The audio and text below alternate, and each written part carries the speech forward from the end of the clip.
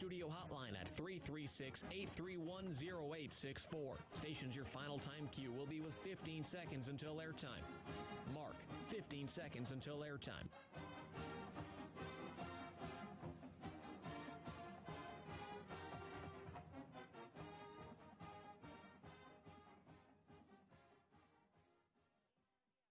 The following is a presentation of Learfield IMG College. This is Duck Insider.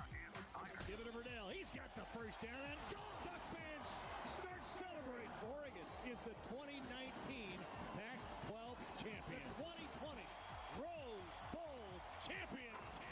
Richardson, another open three. Good. Duarte dribbles and slams with the right hand. For the third time in the last 5 years, the Ducks are Pac-12 champions. Outright champs. Foley three. Goal! Foley ball. Down Shelley. Three ball. Goal!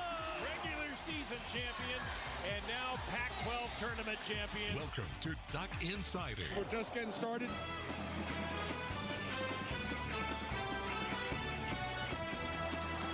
This is Duck Insider on the Oregon Sports Network from Learfield IMG College. Presented by On Point Community Credit Union. Better banking, local solutions. Live from the Country Financial Studio, here's Joey Mack.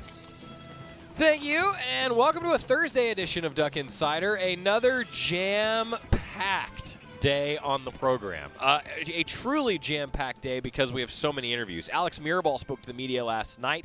We're going to talk with the Oregon offensive line coach. Also, Ryan Walk. Such a cool story. Another guy who was born in the shadow of Autzen Stadium like Justin Herbert, and now as a walk-on is pushing to start this season. We're going to hear from Ryan Walk. Also today, Stephen Jones and George Moore met with the media. May not get to those interviews today as they just wrapped up before we went on the air here at 1 o'clock. We're going to zero in on the offensive line, really break down what the depth looks like on that offensive line for the Ducks, and Alex Mirabal, the assistant coach in charge of the offensive line, is going to help us do that. Also of note today, Kelly Graves talked to the media. He was actually talking to the media yesterday while we were on the air, and he has some updates on his roster, how things are different in the COVID world for his team, and a game schedule maybe? We're going to talk about that with Kelly Graves as we are all also preparing for basketball as well. What else today? We might be able to get to some Oregon baseball, and then on tomorrow's show, Ken Wilson, Oregon linebackers coach, will have that for you. Look, this is another one of those days where I wish that I had just tremendous things to say, but I don't, because we're going to hear from coaches and we're going to hear from student athletes. That's what we're all here for. Let's begin with Alex Mirabal. He took questions from the media yesterday about a number of things along that offensive line. Replacing 5 starters. How do you do it? Alex Mirabal, Oregon assistant coach, talked to the media about that and more.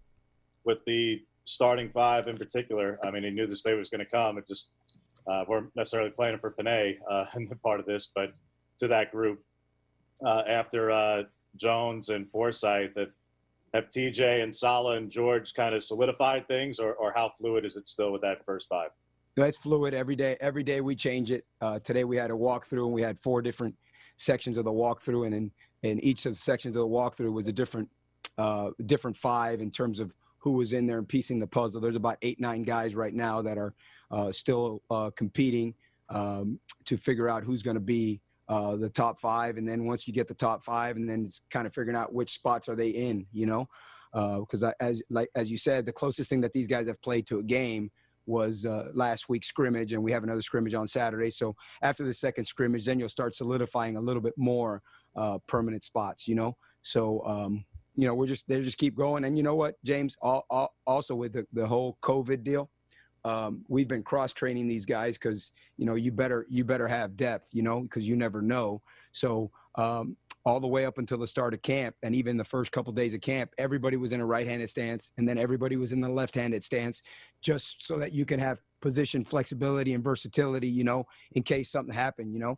And then also just for the pure fact of, you know, if, you know, who are your best 5 going to be, and then where's the best spot for those guys. So right now, no one has solidified anything, you know, and we're just continuing to compete and trying to get better. Coach, we've been hearing a lot of good things from other players and coaches about Alex Forsythe so far in camp, both in terms of leadership and in terms of his play on the field.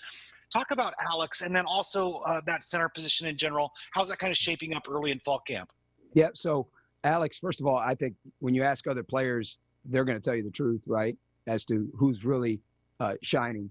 So I would take whatever those other players are saying with more substance than even what coaches tell you about, because they're the ones who have to go against them, right? And so Forsythe, just a tremendous leader, toughness, intelligence, and it's really shining through. You could tell that kid, even the last 2 years in the offensive line room, even with guys like Lemieux, Throckmorton, and Hansen, the best note taker was Alex Forsythe. I mean, if you say but, that guy writes everything down. That's just who Alex is, and his grades in school are also reflect that. So we've got him, we've got Ryan Walk, we've got Jonathan Dennis, Jaramillo. Those guys are competing for the center spot, but Forsythe is doing an unbelievable job. And just AJ, I would say that the biggest thing that he's made the biggest jump in is just the technique, just the technique, the fundamentals, the use of his hands, has really jumped out at us as coaches, So and he's just a guy that he doesn't say a lot, but I would tell you that he's probably one of the most respected guys on the team, just because of his work ethic in the classroom, on the football field, and in the weight room. So I'm really looking forward to seeing how he plays out during the season. Replacing 5 starters, is this something that you've ever done at any level before? And obviously you were thinking it was 4 until Penne made the choice, but how do you approach that? I mean, it seems like you usually have a guy or two to lean upon that at least has starting experience, but you don't have that right now. Yeah. Well, I was a high school coach for 16 years, so I had to do that every year, So it's almost like going back to high school and having to replace everybody, because there it's every 2 years, everybody rotates through. And then I had that one time at Marshall University, where we ended up having to start 3 true freshmen one of my years there. So have experienced that, never all 5, but it's been fun. I'll tell you, it's been fun because it's a blank slate. You start from scratch. You don't assume that they know anything, and so it's been really, really fun. And as a teacher, that's what I love to do. That's what I love to do. I love to teach. I love to guide. And so it's been great, and they've been sponges. They've been awesome, and we just don't have experience, right? So what do? You got to go out and get the experience, go play, But other than that, I mean, from a work ethic standpoint, those other 5 guys last year didn't work any harder than these guys. They didn't lead any more or less than these guys are leading, So it's just a game experience. So we just got to go out and play, and they're going to go do a heck of a job. Whoever those 5 guys are, go do a heck of a job, and let's roll. I wanted to ask you about the newcomers this year. Bope, yeah. I know you got to work with Jonathan Dennis, but Bope, Marcus, Jalen, and then the addition of Logan, how have those guys progressed? And then Jalen Smith moving over from the defensive line. Yeah, so, JD was here last year. Obviously, I'm not last year, but he got here in January. And he got four practices of spring ball with us. And then now, so he's progressing really well. He's in the center battle. He's center battle playing some guard for us as well, provides us with that flexibility. He's doing really well, just in terms of just understanding more of what we're doing offensively and understanding why we do what we do. Then you got Big Ope. Big Ope, he's doing really good. I mean, he's a large human being now. He's the largest guy I've ever been around. But he's a good athlete. He's a good athlete. And so he's starting to come along. He's lost a lot. I think he's lost like 46, 48 pounds since he got here. So that's allowing his athleticism and stuff like that to come forth with it. Logan Sagapolo, he was on the mission. He hasn't played football in 2 years. So there's a lot of rust there that's coming off, and so hey, Logan, you got to use your hand, oh, yeah, coach. So things like that he's getting, he's now, he's been 2 years away, so, but he's he's strong as an ox, obviously, as everybody knows. So he's doing really well. Jeffers, athletic as all get out. He's just like a long spider. I mean, he came in at 260 pounds. He's 284 pounds, so he's progressing. And then you got, nobody ever talks about him. I don't know why, but Marcus Harper, I think Harp's, he's going to be a hell of a player now. And he's got a real strong lower body. And we're right now just working on him using his hands in pass protection, but he's doing excellent for us. So, and that's exciting, man. It's exciting. We got all these young guys, and they keep me young. And then Jalen Smith came over from the defense and kind of was, just, hey, Jalen, let's go. So we threw him at left tackle, and he's just, he's a good athlete, long, tough. And so it's been fun. It's been fun watching him develop. He'll have 2 great reps, and then what the heck are you doing? So it's cool, man. It's cool. And I'm looking forward to all those guys developing, and here's the deal, Kevin, which is real nice. We got no guys returning, right? But we have at one point in time, some point, these guys right now, these young guys who are going to take their lumps, and they're going to get their nose bloodied, and they're going to get a couple black eyes. These guys at some point in time, it's going to be their time, and it's going to be where we're going to have 5, 6 seniors.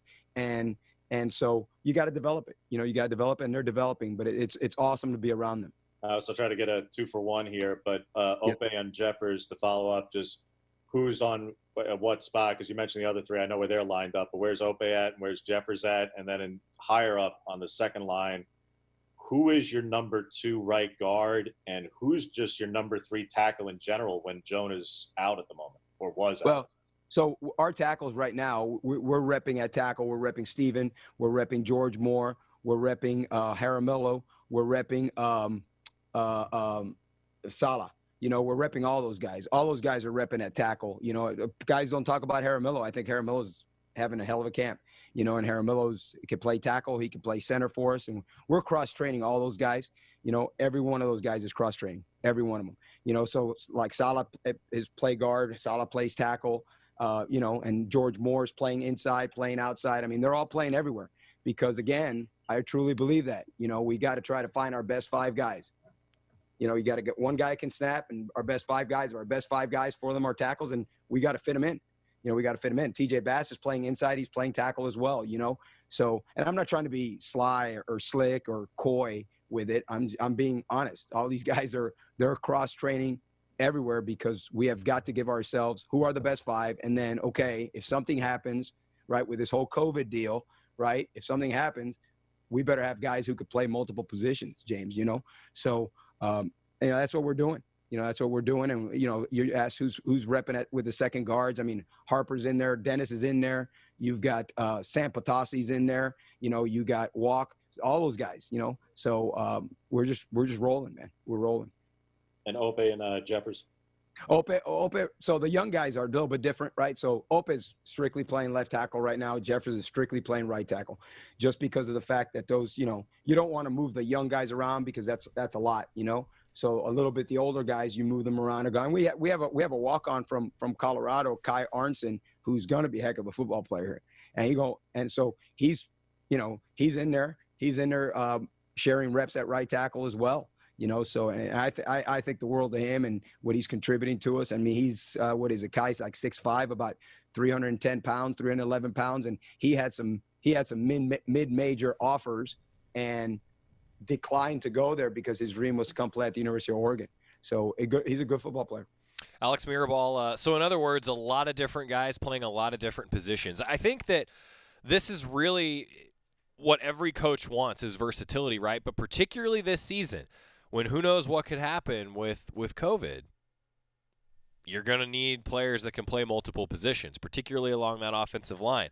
So in other words, the way that I look at this is it's like everybody wants to be a Calvin Throckmorton, right, who can be a true Swiss Army knife. And I love that they call Alex Forsyth the toolbox because he can just play everywhere. Great compliment. Alex Mirabal, we're going to hear more from him. Continue to talk offensive line. Going to hear from Ryan Walk, Eugene native, who's pushing to start on that offensive line as well. It's Stuck Insider, presented by On Point Community Credit Union. Back after this on the Oregon Sports Network from Learfield IMG College. As my family continued to grow, I realized I'd have to replace my beloved Jeep with something that has, well, more seats. I'm Jason Hines, Country Financial Rep and father of 7. Whether you're upgrading from your sporty ride with no room for a car seat or finally replacing your well-loved beater that still has a cassette player, you'll want the right protection for your new car. Work with a Country Financial Rep like me and get the protection you need at a price you can afford. Learn more at TakeSimpleSteps.com or contact a local Country representative. From the weight room to the classroom, on the field and off it, On Point proudly supports University of Oregon athletics because student athletes do so much more than bring us pride on game day. They bring our entire community together in Eugene and all across Oregon. So whether you're watching the game in the stadium, at home, or at your favorite local business, their success makes all of us stronger. On Point Community Credit Union. Join in. OnPointCU.com. Federally insured by NCUA. Equal housing opportunity. Your daily dose of Oregon athletics. This is Duck Insider from Learfield IMG College. All right, everybody in the car. Let's go. What are we going to do first when we get there, Mom? Go for a hike? Sure. What about canoeing? Can we go canoeing too? I don't see why. How long does it take to get to the forest? It's not that far, sweetie. Are we there yet? Yep, we're here. Already? It's a short drive from your neighborhood to your naturehood. Visit discovertheforest.org to find a neighborhood park or green space near you. Brought to you by the Ad Council and the U.S. Forest Service. They say that car crashes happen in slow motion. The reality is that crashes happen fast. There's no time to think and no time to check if your child is in the right car seat. Car crashes are a leading killer of children 1 to 13. Are your kids in the right seat for their age and size? Don't think you know. Know you know. Get more info at safercar.gov/the-right-seat. A message from the National Highway Traffic Safety Administration and the Ad Council.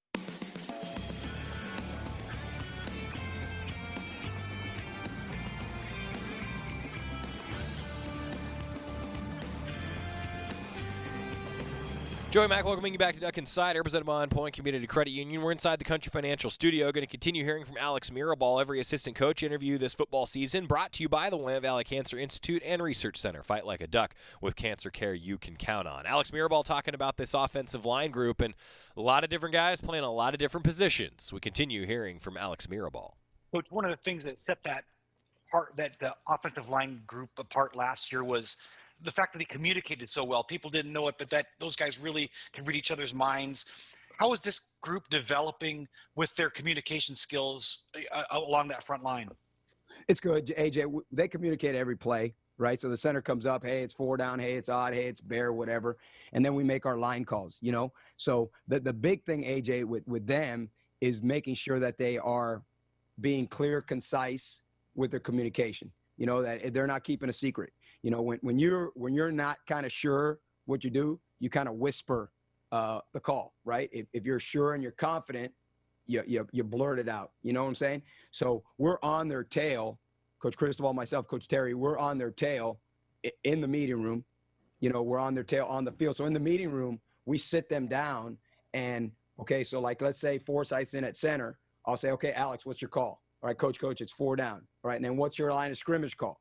Right, and then he makes his line of scrimmage call, and we tell the right tackle, right guard, what's your call? So we make them verbalize it in the meeting room, just like they just did on the field. You know what I'm saying? So that's all offensive line play is. Offensive line play is communication. And we have one of our mantras in the O-line room is 5 men, 1 mind.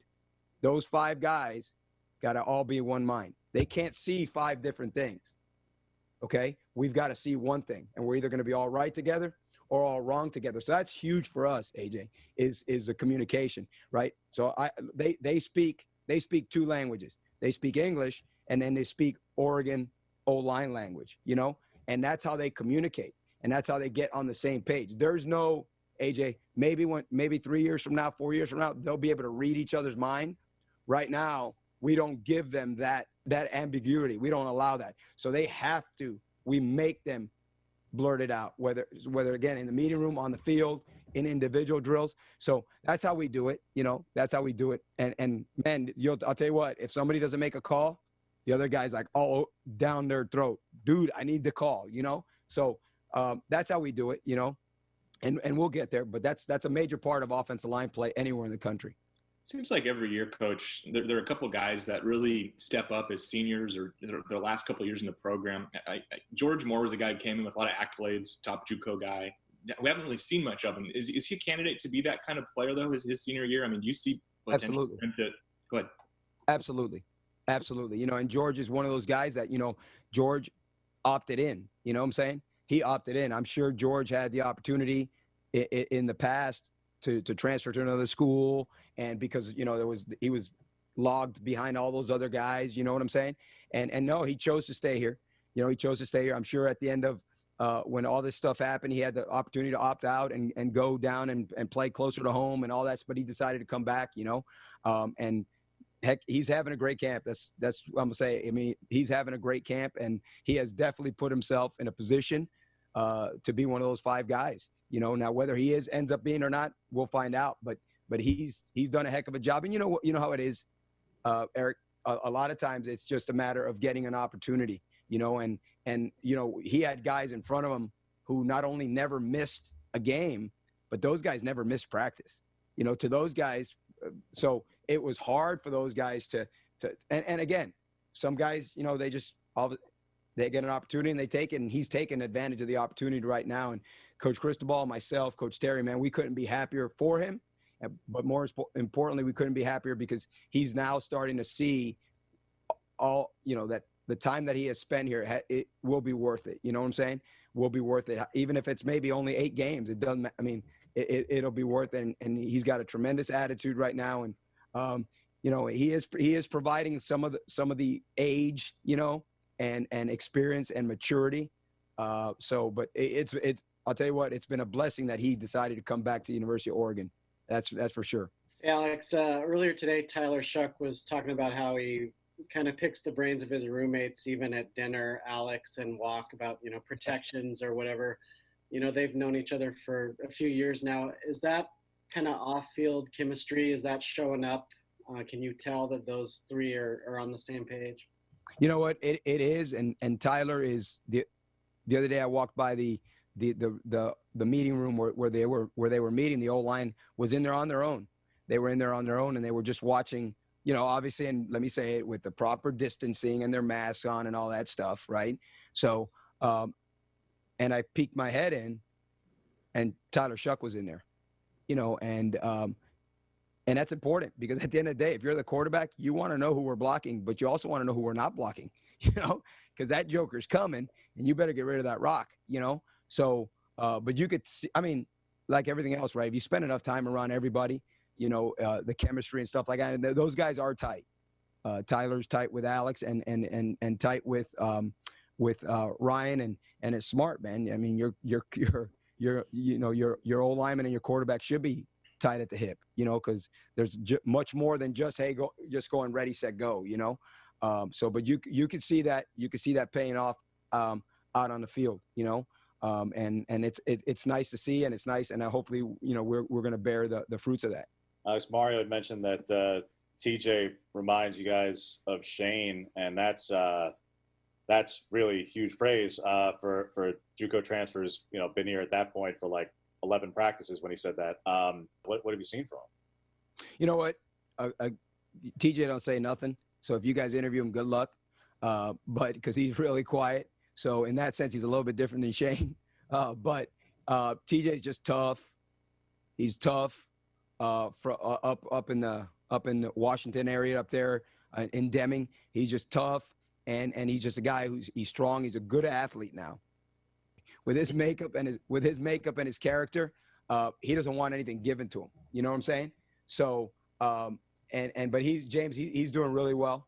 He's doing really, really well. He's learned he's learned at a very, very fast rate and a high rate.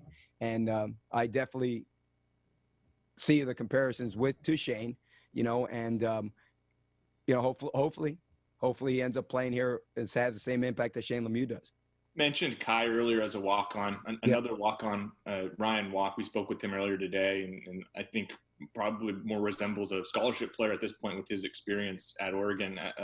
Is he a guy that could be deserving of a scholarship start to start? And then B, what has he just meant to this program? A local kid who's continued to work and at a position of great importance. Toughness personified. He is a complete culture and team guy. He's in the competition to be one of those guys, one of those 5 guys. And as far as scholarship goes, that's above me. But he's a guy but it does tell you this: we don't care whether you're on scholarship or a walk-on. You're going to be rewarded based upon your productivity on the field. That was pretty cool to hear that about Ryan Walk, and he has been rewarded for his productivity on the field. We're going to hear from Ryan Walk coming up in just a moment. That's Alex Mirabal, brought to you by WVCI. Fight like a duck with cancer care you can count on. Also, it's so funny. You guys are totally thinking some of the same things that I am. Kyle, I didn't get a full count on the you-knows, but Coach Mirabal obviously does say you know a lot. Kyle told me that I should throw the flag. I haven't given the flag back to Scott yet because he made me angry. I don't have the flag to throw. I have the flag now. You hear that? Yeah. I've got the flag now. Scott doesn't get the flag anymore. But Ronald said something. Scott and I were literally just talking about this before we went on the air today. He says, hey, Joey, good thing from the way this has happened is the interviews of the players and coaches, you can actually hear the Q&A because it's in a controlled environment. Yeah. Look, hey, I am the first to say that we do our best to make sure if I'm holding the microphone in the old school media scrum, that's old school now because we can't do that anymore. I'm trying to make sure that you can hear what the question is, but particularly, I will say, particularly at Matthew Knight Arena, it's always been a problem. Hearing the questions has always been a problem post-game in Matthew Knight Arena. I understand that's difficult for fans because you don't know exactly what the question is the coach is answering. I do think that there are some positives. Obviously, we figured out how to utilize technology in that way, and I agree, Ronald, 100%. I'm right there with you, Ronald, and I think that's a very astute observation. And I'm really, to be honest, I'm really glad to hear that feedback because it's something that Scott and I talk about all the time, and with our colleagues around here, we try to do the best we can to make sure that the microphone picks up those questions, but it's difficult. Well, we figured out some better ways maybe to do things. I think we've all been challenged with this pandemic to figure out ways to do things, and I hope that we've found some. I mean, shoot, at this point, find me a positive, right? Up next, we're going to hear from Ryan Walk. He talked to the media. Guy challenging to be a starter on the offensive line as a walk-on. You can't sneeze at that. It's Duck Insider, presented by On Point Community Credit Union, back inside the Country Financial Studio after this on the Oregon Sports Network from Learfield IMG College. This football season, prepare your taste buds for the most iconic sports-watching drink of all time, Pepsi. With refreshing deliciousness specially formulated to keep your eye on the ball and mouth-watering fizziness to help you power through game day, Pepsi has everything you need to start strong. I used to care when Mike cheered so hard he spilled nacho cheese on my carpet, but thanks to Pepsi, even Mike can't ruin my football party. So this football season, make Pepsi your go-to game day drink because it's the only drink made for football watching. Pepsi, that's what I like. From the weight room to the classroom, on the field and off it, On Point proudly supports University of Oregon athletics because student athletes do so much more than bring us pride on game day. They bring our entire community together in Eugene and all across Oregon. So whether you're watching the game in the stadium, at home, or at your favorite local business, their success makes all of us stronger. On Point Community Credit Union. Join in. OnPointCU.com. Federally insured by NCUA. Equal housing opportunity. You're listening to Duck Insider. Duck Insider on the Oregon Sports Network from Learfield IMG College. Okay, man, this is your time. Maybe you didn't choose this, but you're here now. You're going to go out there and be an all-star caregiver. Cook, clean, be there emotionally and physically. You got to dig deeper. Drive them to physical therapy, doctor's appointments, because that's what caregivers do. Don't give up. Show the world that you're tougher than tough. Caregiving is tougher than tough. Find the care guides you need at aarp.org/caregiving. Brought to you by AARP and the Ad Council. Is that a faucet running? That's not a faucet. That's a river rushing through the forest. Forest rivers provide over 100 million people with clean water to drink. What? I can't hear you because of the vacuum. That's not a vacuum. That's the trees in the forest cleaning up the air we breathe. I didn't know the trees were so amazing. Yep, and the forest gives us shade, trees to climb. That's awesome. Let's go explore some more. Visit the forest today and enjoy all it does, just for you. To learn more about the forest and find one near you, go to discovertheforest.org. Brought to you by the U.S. Forest Service and the Ad Council.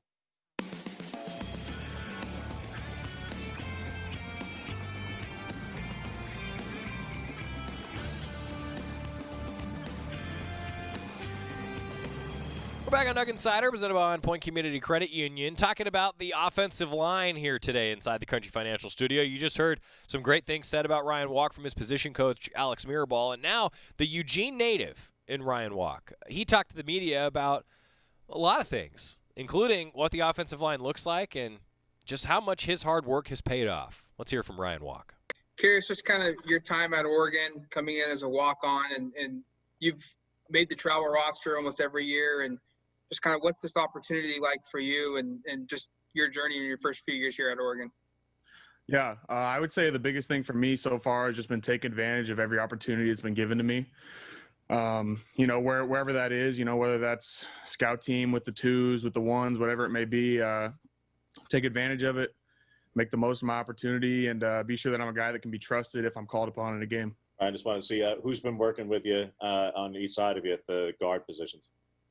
Yeah, we've actually been doing a lot of rotations, because COVID, we don't know who's going to be available every single week. So we're trying to get as many guys as ready as possible at every position. So they've been really working everybody everywhere. I know that's kind of a cliche answer, but that's really the truth right now. We don't know who's going to be where, who's going to be available what week, who's not. So Coach Mirabal's done a really good job of making sure that we get everyone reps everywhere so that whatever the circumstances may be, we're ready to play. Hey, Ryan, I don't know if you knew this, but Justin Herbert is also from Sheldon, as you are. Tell me about what it's like watching him play down there with the Chargers. Yeah, it's really cool. A lot of people who have known Justin have known how special his talent is for a lot of years. And so to see him be able to go out and live his dream and really be a star at the next level is it's awesome to see. And I think he's earned every bit of that. And so to see him go out and fulfill that is really cool, especially, knowing him for so many years and him being a local guy. Tyler obviously has been studying under Justin. How are they similar and how are they different? I think Tyler has done a great job. He's got a great command of the offense, but he's had a great command of the offense, with the 2s for the last couple of years. And he's done a really good job. He understands protections really well. He understands what we want to do in the run game, the numbers in the box, and where guys are going to be coming from. He's done a great job of redirecting us in protections, which is huge for us to get a body on everybody so that he's not taking unnecessary hits. And I think that's just a big part of it is him understanding everything. And he's really taking ownership, taking leadership. And I think he learned some of that from Justin. I think some of that's also Tyler and his personality, and he loves doing that. So I think that's really helped our offense as a whole. Ryan, great to meet you. As an offensive lineman, you kind of have the unique opportunity of having an offensive line-minded coach as your head coach. Kind of walk me through it. What's it like at practice, with Cristobal having to be kind of everywhere at once, but then also having Mirabal there coaching you? Yeah, I would say Coach Mirabal is definitely a direct reflection of Coach Cristobal, and they're echoing the same thing at all times. And so whether Coach Cristobal is with us during an individual drill or not, we're still getting the same coaching, and they say the same stuff to us all the time. And so if he's there, it's just an extra set of eyes for us to coach us and teach what they want us to do. And if he's not there, we don't really skip a beat. Coach Mirabal, Coach Terry, Coach Cristobal, they've got us all dialed in to our jobs, our technique, our fundamentals, and that's really important for us. Hey, Ryan, nice to meet you. As a guy who grew up in Eugene, and came here as a walk-on, were you expecting this, or is this kind of just surreal to be going through this? And what were your other opportunities for football aside from walking on at Oregon? Did you have other options when you're making that decision a couple years ago? Yeah, so when I was in high school, my senior year, I actually tore my ACL, so I had no senior football tape.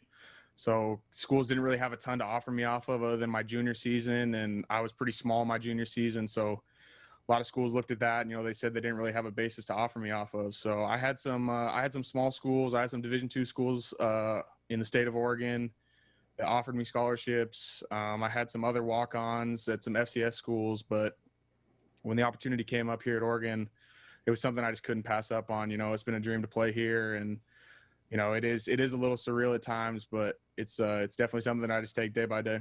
Hey, Ryan, just kind of following up on Max's question from earlier. Has the way that Mirabal and Cristobal coached you guys over the years changed at all as they've kind of grown more, not necessarily comfortable in their roles, but obviously Cristobal used to be the offensive line coach and went to head coach and probably had a million things going on. Like, has that dynamic between those two evolved at all noticeably at all?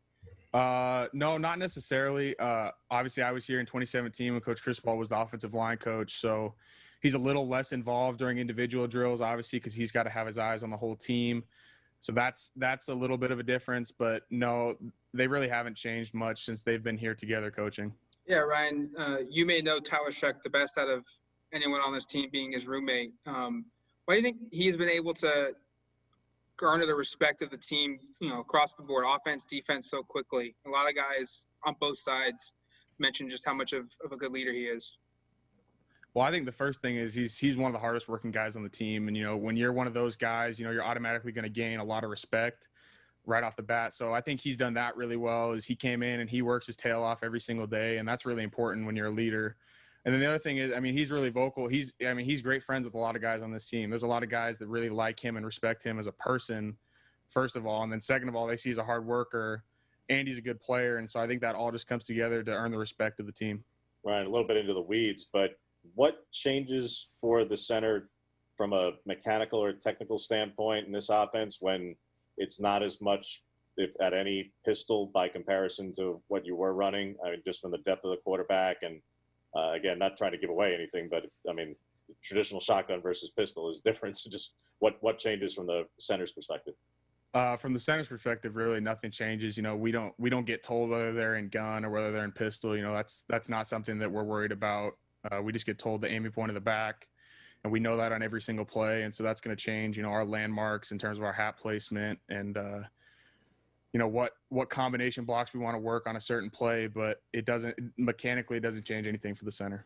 Your name has actually come up several times in the last couple of weeks. We've asked coaches and players to say who's caught your eye, who's been doing a good job. Ryan, so what do you think you are doing right this camp that is catching these coaches and these players' eyes that they're mentioning you in these interviews? I come in every day and I try to work as hard as I can. I try to be the best teammate I can be. I try to do everything I can to make sure that I'm helping this team win in whatever the job that may be, whatever position I got to play, whatever it means. That's what I'm trying to do every single day. And so I appreciate the guys have noticed that, but I don't come in just trying to get attaboys from, guys on the team. I come in, try and do my job and make sure the coaches know that they can trust me if I need to go into a game. Ryan, at Rose Bowl, I was talking to Shane Lemieux, and he said Alex Forsythe probably would have started, on most other teams in the country. What does it say about him that he's kind of waited his time and now is kind of being talked about as the leader of your group? What's it been like to go through this with him? Well, I think, first of all, I think Shane's absolutely right when he said that. I think Alex would have started at probably every other school in the country last year. He was ready to play. And if we needed to call on him last year, he was going to be absolutely ready to go. And I think that's a testament to him as a person and as a player.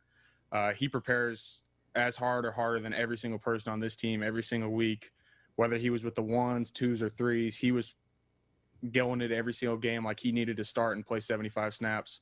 And so he's really just carried that over to this year where, he's a guy now, he's a leader, and he's really stepped into that role really well. And I think that's really important for our offensive line to have a guy like that. Yeah, Ryan, over the years, we've kind of seen Oregon known for a variety of positions, dynamic backs like D'Anthony Thomas and Royce, and quarterbacks like Marcus and Justin. What's it kind of been like for you, in these recent years with Panay and Tyrell looking like they're going to be – Tyrell is in the league, but we're seeing kind of an offensive line U tradition kind of developing. What's that like for you? It's really cool to be a part of. Those guys, those older guys really showed us, what it's like, what it takes to be a great college offensive line. And so at this point, we're just trying to follow in their footsteps and do the things that they did that made them so successful to help us be as successful as they were. And so we're just trying to do what they were doing so that we can be as successful as they were. I forget who tweeted this, but I've seen it a couple of times of comparing Tyler to Drew Lock with that rapping, dancing GIF, however you want to pronounce it. But is that a similar personality comparison of just it looks like Tyler's a guy who wants to have fun out there, and it seems obviously he hasn't been out there for fantasy yet, but is that kind of the type of persona to expect? Yeah, I would say that's a fair comparison. Tyler's always having fun. But I would never say he takes having fun over, making sure the work's done right and done properly every single time. So I think, he's definitely a work first guy, but when it's time to have fun, Tyler definitely has some fun.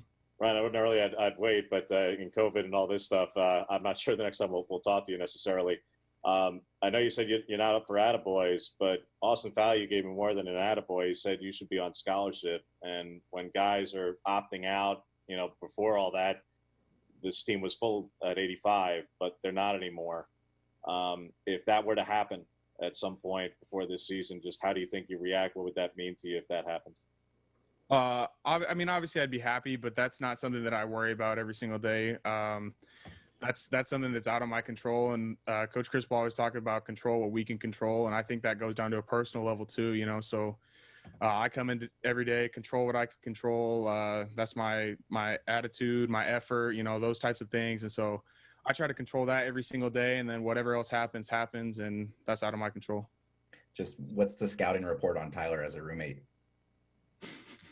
Tyler's a great roommate to have. Scouting report would probably be he likes probably every single genre of music you could think of. He's a movie connoisseur. They actually give me a lot of crap because I haven't seen as many movies as they have, and so I get dogged on a lot for my lack of movie watching. So he's a great roommate. Him and Alex are great to have as roommates. We have a lot of fun together. That's a power trio: Ryan Walk, Alex Forsyth, and Tyler Shuck in one apartment. Ryan Walk, though, great answer about being asked. That's a tough question. You know, how would you react to being put on scholarship? It's a tough question to answer. But obviously, it'd be pretty exciting for Ryan Walk, and we'll see. Now, I will say, too, Ryan, of course, was the star of the Thursday Quack Minutes. So it just so happens we're playing his interview on a Thursday. When Rob and occasionally me, depending on if Rob was around or not, we would talk about, you know, just different games and some of the history, like a Throwback Thursday style Quack Minute with Ryan Walk. And, man, they were great. They were so much fun. I hope that with the conditions as they are now that we're able to do that again at some point. A quick timeout when we come back. Switching gears as Kelly Graves talked to the media about some of the big pressing questions around basketball season. Going to hear from the Oregon women's basketball head coach right after this on the Oregon Sports Network from Learfield IMG College. After 2 years of construction, my wife and I finally moved into our dream home. So when a bathtub fixture broke, causing major water damage, I was glad we had the home insurance protection we needed. How do you know your home is protected? Talk to a Country Financial rep like me, Nick Simon. We can help you understand your options and select coverages to meet your needs. Then if something happens to your home, you won't have any surprises. Need the right coverage for your home but not sure where to start? Visit TakeSimpleSteps.com or contact a local Country representative. Mountain Dew Zero Sugar presents an original that's now maybe even better. Mary had a little lamb. Mary had a bottle of Mountain Dew Zero Sugar with the same refreshing taste as the original, but with zero sugar. Same refreshing taste as the original, but with zero sugar. Same refreshing taste as the original, but with zero sugar. Mary had a bottle of Mountain Dew Zero Sugar. Let's taste was as good as the original, maybe even better. Mountain Dew Zero Sugar. As good as the original, maybe even better. This is the Oregon Sports Network from Learfield IMG College. Adopt US Kids presents What to Expect When You're Expecting a Teenager. Learning the lingo. Hundo P. Hundo P. Adjective. Short for being 100% sure or certain. As in, if we get a puppy, I'll Hundo P always walk it. You don't have to speak teen to be a perfect parent. Thousands of teens in foster care would love you just the same. Visit adoptuskids.org. Brought to you by the U.S. Department of Health and Human Services, Adopt U.S. Kids, and the Ad Council.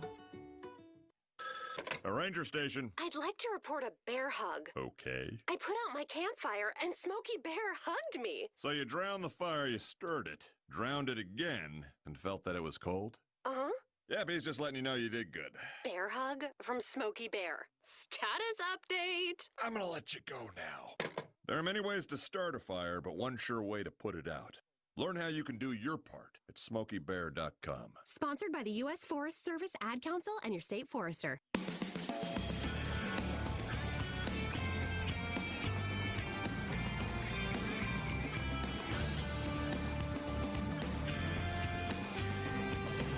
Welcome back to Duck Insider, presented by On Point Community Credit Union. Joey Mack here inside the Country Financial Studio. We're talking offensive line at Oregon football practice as Oregon was in full pads again today, getting ready for that scrimmage coming up on Saturday. Oregon coach Cristobal will meet with the media next. Ken Wilson, linebackers coach, talking to the media tonight. We'll have that interview for you on the show tomorrow.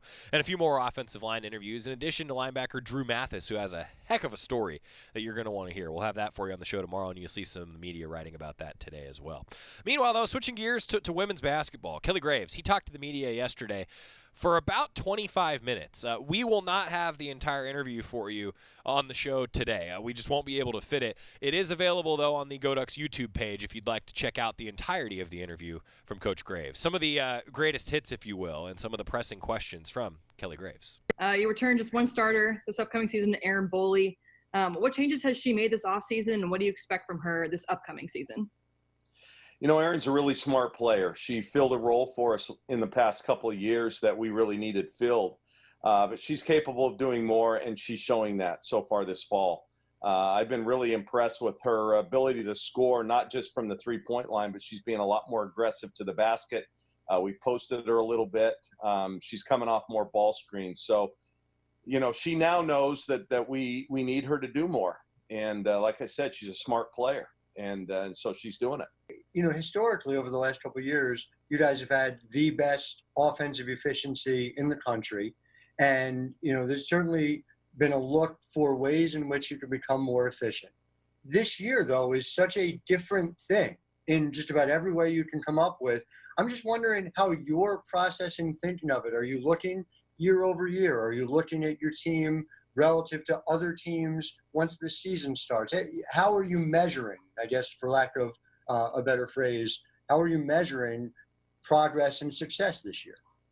Well, Howard, you and my oldest son, Max, have helped me buy into the analytics. I'm not completely about the analytics and how we go about what we do, but it is important.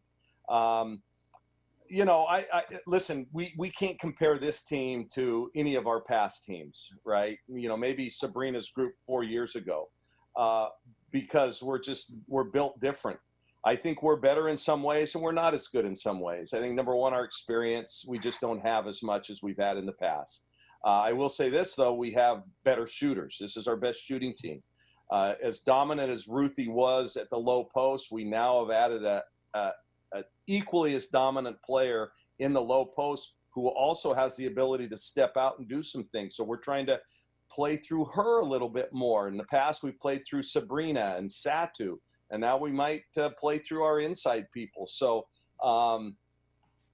you know, so I don't really compare to what we've done in the past. This is a new team, and we're going to make the most. I think we'll run a lot more sets to get open threes, you know, to be honest with you. So, but the basic structure of what we do on a daily basis and the offense that we run is going to be the same for the most part. And then when you said compare to others, you talking about other teams nationally or to ourselves? Both, really. I'm wondering how you measure what progress looks like in a year that's obviously going to have fundamentally different benchmarks. You know, by definition. Howard, to answer it truthfully, I don't know. I have no idea, because who knows? You know, some games we might end up with 7 players, 8 players. Some games we'll have a full group. You know, we have so many that have not separated from each other yet.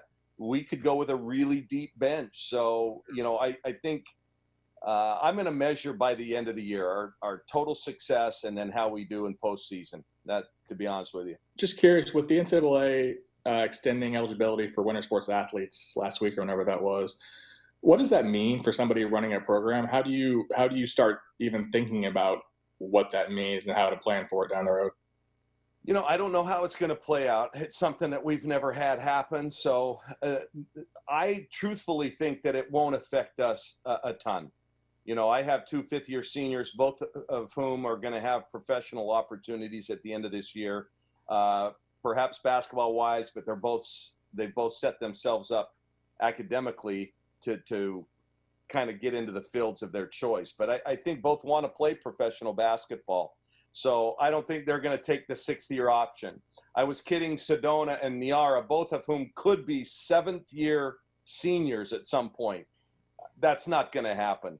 So, you know, and most of our other players, I think, you know, those that have pro aspirations will get their degree and move on. If they decide they want to play a 5th year somewhere, I understand that maybe the graduate assistant, or not a graduate transfer option is not available to those players, correct? I think I heard that way. So honestly, Graham, I don't know, buddy. Hey, Coach, I'm going to pull the anti-Allen Iverson. I want to talk about practice. Excitement level just to get going. And then you guys have had a week now. I know you were working out before that, but a week of actual practice, maybe some takeaways and some things you've learned. Well, it's been a little roller coaster ride in terms of execution, as it should be, or as is expected with 9 new players and 7 freshmen. Everybody's just trying to figure each other out. Some days we look like world beaters, and then the next day we don't look so good. Each one of our freshmen have made an impact, have looked great one day and maybe not so good the next. So I think that's just what you have, with this group. And I just hope that we continue to, work hard and buy in, and the more we get comfortable with each other and the more the roles start to develop, I think it'll be a lot better for us. So that's why I think, it might look rough early, and especially since we're only going to have 2 or 3 non-league games before we jump right into the toughest conference in the country. So who knows what it'll look like early, but I think by the end we're going to be a tough out for people. But I love the energy. I love the enthusiasm. I love the fact that our players have not complained about wearing masks, and we have continued to wear masks the entire practice, even during scrimmage.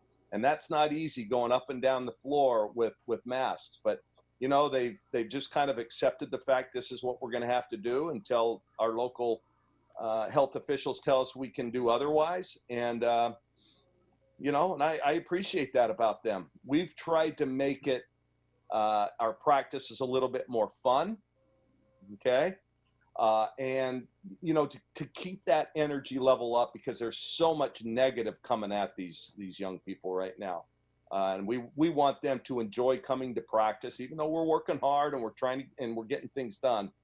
It's been a little different than it has been in the past. And we're going a little longer than we have in the past. Ruthie and Sabrina and those guys, they didn't need to work on another pick and roll. We could get in, do our business, get out. And here we're spending a lot more time teaching. Your reaction to, you got what you wanted. You got the double round robin to 22. To that, there was actually a move that made sense from this conference, perish the thought. And you mentioned 2 or 3 non-conference. I thought it was 27 for both men's and women's, though. So are you guys 25 for? So you're just doing the Portland State, Seattle U. That's going to be it. That's what it looks like. I can't announce that until I get the contracts back, but I think we're going to stay local. We could have gone to an MTE. Some of the MTEs, there's been some questions about testing protocols, et cetera. So we just decided to stay local. That's just our reality. So teams that would have to come here, or if we went there, you'd fly. We don't want to fly any more than we have to. So listen, there is no norm this year, buddy. I think we have to live a little bit on our reputation as the best conference going. And who knows, maybe in the end that might help us. Maybe that gets us an extra team in. We'll see. I don't know if we can tell whether it's going to be a help or a hindrance right now. Kelly, you touched on the new normal a little bit, but what's like a typical day like for you and your players? Like, what time do you go in and get tested and get the results and practice and all that? And are you and your staff and the players kind of used to it by now? Is it part of the deal? Yeah, there's regular testing in the mornings, and then before practice, the results are coming back quick. Staff gets tested as well, not every day. It tingles, buddy. It tingles. But, again, it's part of what we have to do. And I think our players have done a great job in kind of staying diligent, doing the right thing. Diligence is going to be really important for all of us, I think, as we move forward with this. That's Kelly Graves, head coach, Oregon women's basketball, talking about the true round robin. That's the way the women's basketball schedule is going to look for the Pac-12. The men will do a 20-game schedule, which is what was on schedule to happen this year anyway, actually. We're waiting on the contracts to come back. A lot of, I guess, just I's to dot and T's to cross, right? But I think we're moving in the right direction. And I can tell you, we're all excited to get football off the ground, but then basketball is just a couple weeks after that. It's going to be pretty exciting when we hit that week of Thanksgiving. All right, we're going to get a quick timeout, come back, kind of recap the show, and then tell you what's on the docket for tomorrow. There's tons of interviews. That's how Duck Insider's gone the last few days. It's Duck Insider, presented by On Point Community Credit Union. Back after this in the Country Financial Studio on the Oregon Sports Network from Learfield IMG College. From the weight room to the classroom, on the field and off it, On Point proudly supports University of Oregon athletics because student athletes do so much more than bring us pride on game day. They bring our entire community together in Eugene and all across Oregon. So whether you're watching the game in the stadium, at home, or at your favorite local business, their success makes all of us stronger. On Point Community Credit Union. Join in. OnPointCU.com. Federally insured by NCUA. Equal housing opportunity. As my family continued to grow, I realized I'd have to replace my beloved Jeep with something that has, well, more seats. I'm Jason Hines, Country Financial Rep and father of 7.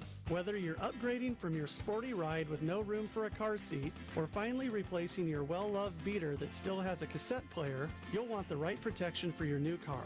Work with a Country Financial Rep like me and get the protection you need at a price you can afford. Learn more at TakeSimpleSteps.com or contact a local Country representative. More Duck Insider coming up on the Oregon Sports Network from Learfield IMG College. I'm probably okay to have one more drink before I drive home. I'm probably okay. I open the window to stay alert. Probably okay. I just popped some gum in my mouth. Step out of the car, please. I probably made a mistake. Probably okay isn't okay when it comes to drinking and driving. If you see a warning sign, stop and call a cab, a car, or a friend. Buzzed driving is drunk driving. A message brought to you by NHTSA and the Ad Council. When I grow up, I want to be a new pair of blue jeans. When I grow up, I want to be a kid's first computer. I want to be a warm fleece on a cold day. Football I want to be stadium. a bike that races around the country. I want to be a bench on a forest trail.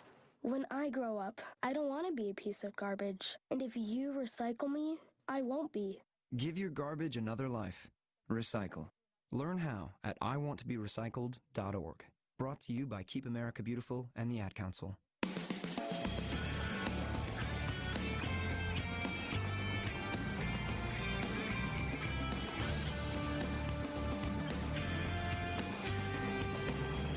Wrapping up Duck Insider, presented by On Point Community Credit Union. Joey Mack with you inside the Country Financial Studio. Today's show brought to you by Jackson's Food Stores. Everything you need for the big game at Jackson's, and go Ducks. Coming up tomorrow, the Ducks will be back on the practice field, and we will have some more interviews for you tomorrow as well. We didn't get to the folks who talked to the media today, though. You'll see some of the clips around the media today. And important to note that we also talked linebackers, and we talked a little bit about the offensive line, actually a lot about the offensive line today. Well, a couple offensive linemen did talk to the media, in Stephen Jones and George Moore. We'll have some of that for you tomorrow. Ken Wilson, linebackers coach, going to be with the media tonight. Hear from Drew Mathis, and Joe Moorhead and Andy Avalos are talking to the media tomorrow. In other words, that's going to be the entire show tomorrow. You're going to hear a lot ahead of Saturday's scrimmage. And then it's going to be the weekend. And then it's going to be time for the 2020 Rose Bowl. Woohoo! 2020 really started out on a high note. We're going to have that for you as our Toyota OSN Classic on Saturday. See you for Duck Insider tomorrow. Have a good Thursday. Whoa. The moment my son saw a redwood tree. It's huge! Is the moment I knew that for him, You can't even see the top of that thing. even the sky has no limit. There are some moments only the forest can inspire. Find yours at discovertheforest.org. Learn about forests near you and discover cool things to do when you go. Your moment is out there. Find it at discovertheforest.org. Brought to you by the U.S. Forest Service.